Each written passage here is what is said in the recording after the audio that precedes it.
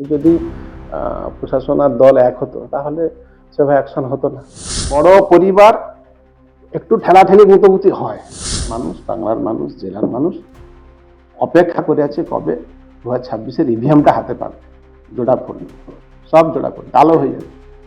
জোড়া ফুলের সাইডের সুইচটা কালো হয়ে যাবে। আমি 50 বছর পর ইতিহাসে প্রশ্ন আসবে 2021-এর নির্বাচনে সিপিএম কংগ্রেসের সিট কটা ছিল। বিরোধীদের অভিযোগ তমলুকে তৃণমূল মানেই দল আর প্রশাসন একসঙ্গে। সাধারণ মানুষ কি তাহলে নিরপেক্ষ প্রশাসন থেকে বঞ্চিত হচ্ছে? না, এটা ভুল কথা। তৃণমূল মানে প্রশাসন এবং আপনার দল একসঙ্গে, এটা ভুল কথা। কারণ প্রশাসন প্রশাসনের কাজ করছে, দল দলের কাজ করছে। প্রশাসন তার আইন শৃঙ্খলা দেখবে, তার যা কাজ সেটা করবে। দল দলীয় সাংগঠনিক যা সেটা হচ্ছে। কারণ এটা ভুল এজন্যই বলছি, আপনারা হয়তো জেনে থাকবেন এই কয়েকদিন আগে ভগবানপুরে একটা ইনসিডেন্ট হয়েছিল। তো সেখানে একজন গায়িকাকে নিয়ে সমস্যা হয়েছিল। প্রশাসন প্রশাসনের কাজ করেছে, সেখানে তৃণমূলের নেতৃত্বদের বিরুদ্ধে বা লোকাল তৃণমূলের কারোর কর্মীর বিরুদ্ধে আঙুল উঠেছিল। তো সেটা দেখুন, অভিযোগ যার বিরুদ্ধে হবে তার বিরুদ্ধে তদন্ত হবে, এটা পুলিশ প্রশাসন তার কাজ করছে। যদি প্রশাসন আর দল এক হতো তাহলে সেভাবে অ্যাকশন হতো না।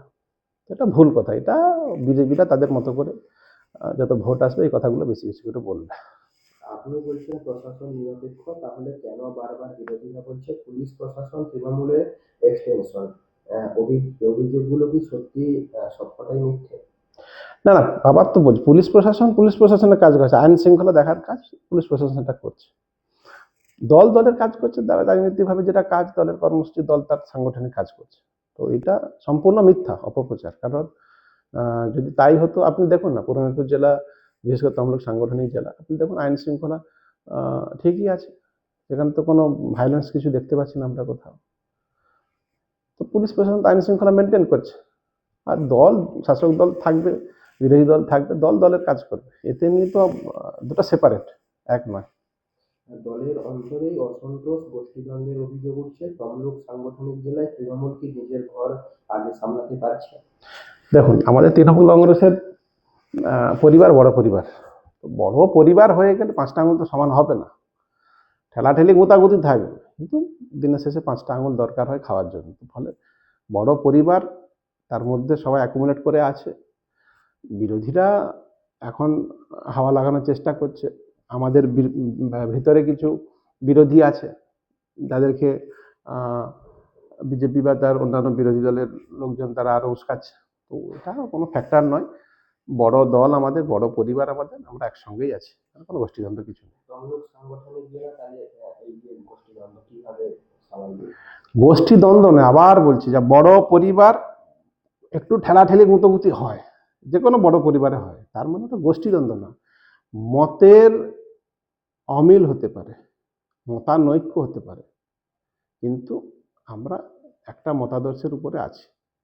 নেত্রী মমতা বন্দ্যোপাধ্যায়, অভিষেক বন্দ্যোপাধ্যায় আমাদের নেতা, যেটা বলে দেবেন সেটাই ফাইনাল। ফলে নিজেদের মধ্যে মতানৈক্য হতে পারে, কিন্তু দলের সিদ্ধান্ত চূড়ান্ত সবার কাছে।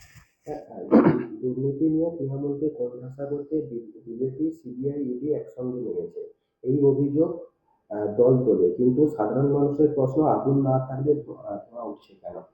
দেখুন, সিবিআই ইডি, আমি তো আবার বলছি, এই দেখুন না, ডেলি প্যাসেঞ্জারি শুরু হবে। মোদিবাবু, শাহবাবুদের যেমন ডেলি প্যাসেঞ্জারি শুরু হয়ে গেছে, সিবিআই ইডি। আপনি ভোট এলে কেন আমরা বলি সিবিআই ইডিকে দিয়ে তৃণমূল কংগ্রেসকে কোণঠাসা বা ভয় দেখানো, কেন ব্ল্যাকমেলিং করা হচ্ছে? একটাই কারণ, তারা ভোটে জিততে চাইছে বিজেপি। তাদের অস্ত্র এটা সিবিআই ইডি। ভোটের সময় কেন সিবিআই ইডির বাড়বাড়ন্ত বেশি হয়, ভোটের সময় কেন তৎপরতা বেশি হয় সিবিআই ইডির? একটাই কারণ, এটা পলিটিক্যালি তারা ইউজ করছে, তাদের হাতিয়ার। এটা বিজেপির হাতিয়ার সিবিআই ইডি। বিরোধী, আজ এখানে তৃণমূল আছে, অন্য রাজ্যে যে বিরোধী আছে, সব বিরোধী দলকে কোণঠাসা করার জন্য সিবিআই ইডি বিজেপির অস্ত্র হিসাবে, মানে বিজেপির এটা হচ্ছে যে কি বলে, শাখা সংগঠন। সিবিআই একটা শাখা সংগঠন, ইডি, ইনকাম ট্যাক্স, এনআই, এগুলো হচ্ছে বিজেপির শাখা সংগঠন। তো তাদের তৎপরতা বাড়ে ডিউরিং ইলেকশন। আবার ইলেকশনের পরে হেরে যাবে, হেরে ভূত হয়ে গেলে সিবিআইডি আবার ঘরে ঢুকে যাবে, শাখা সংগঠন গুছিয়ে যাবে। ভোট এলেই বিজেপি বলছে হিংসা, তৃণমূল বলছে ষড়যন্ত্র। তমলুকের মানুষ কাকে বিশ্বাস করবে? রাজনীতিবিদদের মানে বিবাদ কি, রাজনীতিবিদদের কথাকে না বাস্তব পরিস্থিতি? শুনুন, আমরা পরিষ্কার পরিচ্ছন্ন খেলাধুলায় বিশ্বাস করি। খেলতে নামলে একটা টিম জিতবে, একটা টিম হারবে। 2024-এর ইলেকশনে এখানে এমপি ভোটে আমরা হেরেছি, অভিজিৎ গাঙ্গুলি বিজেপির এমপি জিতেছে। তাহলে খেলতে নামলে হার জিতকে মেনে নিতে হয়। সেখানে অভিজিৎ গাঙ্গুলি, বিজেপি, তৃণমূল বিজেপির সঙ্গে লড়াই করেছে, আমরা ফল খারাপ হয়েছে আমাদের। যদি ভায়োলেন্স হতো, যদি সন্ত্রাস হতো, তাহলে আমরা হয়তো জিততাম। এখানে ভায়োলেন্স সন্ত্রাস বলে কিছু নেই। মানুষ যে রায় দিয়েছে সেটা মেনে নিয়েছে। মানুষ আগামীতে যে রায় দিবে সেটা আমরা মেনে নেব। তবে নিশ্চিত থাকুন, আমাদের ফল ভালো হবে। 2026-এর আগে যদি কেন্দ্র আরো করা হয়, দলীয় নেতাদের বিরুদ্ধে তদন্ত বাড়ে, তাহলে কি তমলুকে তৃণমূলের সংগঠন ভাঙনের মুখে পড়বে? শুনুন, আমাদের দলের সম্পদ হচ্ছে কর্মী। আমাদের জেলার সব নেতা যদি সিবিআইডি নিয়ে চলে যায়, আমাদের জেলার সমস্ত নেতাকে মিথ্যা মামলায় যদি সিবিআই, ইডি, এনআইএ যদি জেলে ভরে দেয়, তাও আমরা জিতবো। 16-0 হবে পূর্ব মেদিনীপুর জেলায়, আপনি লিখে রাখতে পারেন। কারণ কর্মীরাই সম্পদ। নেতৃত্বদের মিথ্যা মামলায় বিভিন্ন এতে ফাঁসাচ্ছে, কাউকে ব্ল্যাকমেলিং করছে, কাউকে ভয় দেখাচ্ছে। তো এটা কিছু লাভ হবে না। কর্মীরা, সাধারণ মানুষ, বাংলার মানুষ, জেলার মানুষ অপেক্ষা করে আছে কবে 2026-এর ইভিএমটা হাতে পাবে। জোড়া ফুল, সব জোড়া ফুল কালো হয়ে যাবে। জোড়া ফুলের সাইডের সুইচটা কালো হয়ে যাবে। স্যার, 2026-এ জিতবেন বলছেন আত্মবিশ্বাসের সঙ্গে, কিন্তু যদি ফল প্রত্যাশা মতো না হয়, তার দায় কি সংগঠনের শীর্ষ নেতৃত্ব নেবে নাকি নিচু তলার কর্মীদের উপর পড়বে? দেখুন, আবার বলছি, আমাদের টিম ভালো টিম। ইস্টবেঙ্গল মোহনবাগান 19-20 টিম। কোনোদিন ইস্টবেঙ্গল জিতলো, কোনোদিন মোহনবাগান জিতলো। তাহলে আপনি কি টিম হেরে গেলে আপনি কি দর্শককে দায় দিবেন, না প্লেয়ারকে বলবেন যে আমার না মাঠের বাইরে আছে তাকে বলবেন? এটা কোনো ফ্যাক্টর নয়। খেলাধুলোর জন্য আমরা প্রস্তুত আছি, সমস্ত রকম খেলা। ভোটের যা খেলা প্রয়োজন সেই খেলার জন্য আমরা প্রস্তুত আছি, এবং আমরা আশাবাদী আমাদের ফল ভালো হবে। এবং আপনি মোটামুটি আপনি নিশ্চিত থাকতে পারেন 16-0 হবে। মোটামুটি এই জন্যই বলছি যে দায়ভার কেন কেউ নেবে? দায়ভার খেলা ভালো হলে আপনি দেখতে পাবেন রেজাল্ট। খেলা ক্লোজ গেম হবে, ক্লোজ গেম, ঠিক আছে? তো ফলে রেজাল্ট বিজেপি তার মতো খেলবে, তৃণমূল তার মতো খেলবে, আমরা আমাদের মতো খেলব।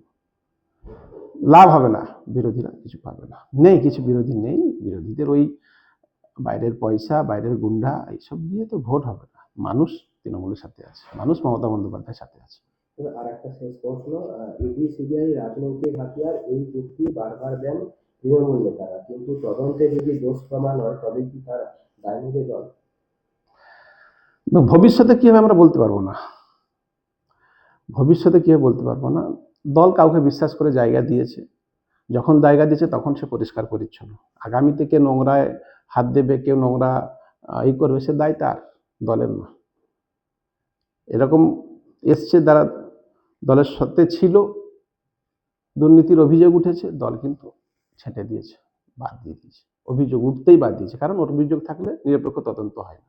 ইনভেস্টিগেশন হয়েছে, তার হয়েছে, এফআইআর হয়েছে, তো তার পুলিশ প্রশাসন, সিবিআইডি তার কাজ করছে, দল থেকে সাইড করে দেওয়া হয়েছে। কোনটা প্রমাণিত হয়েছে বলুন না? সিবিআই, ইডি এতদিন ধরে তো রগড়াচ্ছে, একে আমাদের বিভিন্ন নেতা নেত্রীকে জেলে ঢুকাচ্ছে, মিথ্যা মামলা দিচ্ছে, একটা প্রমাণ করতে পারছে? শিক্ষা দুর্নীতি বলছে এত কিছু, স্বাস্থ্য দুর্নীতি বলছে, অমুক দুর্নীতি, সব অভিযোগ। অভিযোগ আর প্রমাণ এক নয়। অভিযোগ, আপনি ঘরে থাকলে আপনার বিরুদ্ধে কেস হতে পারে, আমি ঘরে থাকলে আমার বিরুদ্ধে কেস হতে পারে। অভিযোগ, আপনাকে অভিযোগ প্রমাণ করতে হবে। জুডিশিয়াল সিস্টেম বসে আছে, জানেন, যার জন্য বসে আছে জাজরা, হাইকোর্ট আছে, সুপ্রিম কোর্ট আছে, আদালত বসে আছে। তো ফলে আপনাকে প্রমাণ করতে হবে। আপনি অভিযোগ করতে পারেন, যে কেউ যার বিরুদ্ধে অভিযোগ করতে পারে। অভিযোগ আর প্রমাণ এক জিনিস না। আর একটা শেষ প্রশ্ন, হুমায়ুন কবির নতুন দল করেছে এবং তিনি বলছেন যে পূর্ব মেদিনীপুর, পশ্চিম মেদিনীপুর সহ গোটা রাজ্যের প্রায় সবকটি বিধানসভায় তিনি প্রার্থী দেবেন। জিরো, খড়গপুরে ঘোষণা। হুমায়ুন কবির জিরো, জিরো, জামানত জব্দ হয়ে যাবে। হুমায়ুন কবির নিজের জামানত জব্দ হবে যেখানে দাঁড়াবে, প্লাস যে ক্যান্ডিডেট আসবে কজন নমিনেশন দিতে পারবে, নমিনেশন তুলতে পারবে, সেটাও ফ্যাক্টর। কারণ যা তৃণমূলের ঝড়, আশা করি ওই ঝড়ে হুমায়ুন কবির, বিজেপি আর যারা আছে অ্যাসোসিয়েটস কেউ টিকবে না, ঝড়ে উড়ে যাবে। তিনি বলছেন যে জানুয়ারি মাসেই ব্রিগেডের সমাবেশ করবেন। কিছু লাভ হবে না। সিপিএম তো সভা করে ব্রিগেডে, শূন্য। আগামী 50 বছর পর ইতিহাসে প্রশ্ন আসবে 2021 নির্বাচনে সিপিএম কংগ্রেসের সিট কটা ছিল। সিপিএম তখনও ব্রিগেডে সভা করছে, লাল ভর্তি, ব্রিগেড ভর্তি, শূন্য আসন, আসন সংখ্যা শূন্য, জিরো। আবার হুমায়ুন কবির তো জিরো হবে, জামানত জব্দ হয়ে যাবে, মানে এর পরের বারে ইলেকশন আর লড়তে পারবে না। এবারে তো জিরো নিয়ে আসতে হবে, এত সহজ নয়। গরম গরম বক্তৃতা দিয়ে দুটা লোক কারি করে দেওয়া মানে ভোটে জিতে না, এত সহজ না। চেটুয়াল মিডিয়া আছে, বিজেপি একটু ব্যাকআপ দিচ্ছে মিডিয়াদের, তো হাওয়ায় উঠছে। আবার মিডিয়া সরে গেলে ধূপ করে পড়ে খুঁজে পাওয়া যাবে। এগুলো ভেসে থাকা, হ্যাঁ, মিডিয়া আলো ঝলকানিতে ভেসে থাকা। জিরো আপনি লিখে রাখুন, আমার জিরো, কোনো সিট পাবে না, হারা করতে পারবে, নিজেও হারবে, যারা ওর এতে পা দিবে ট্র্যাপে তারাও ভুল করবে, নিশ্চিত থাকুন। হুমায়ুন কবির তো অ্যাসোসিয়েটস অন্য দলের, কিছু লাভ হবে না, জিরো, সম্পূর্ণ জিরো।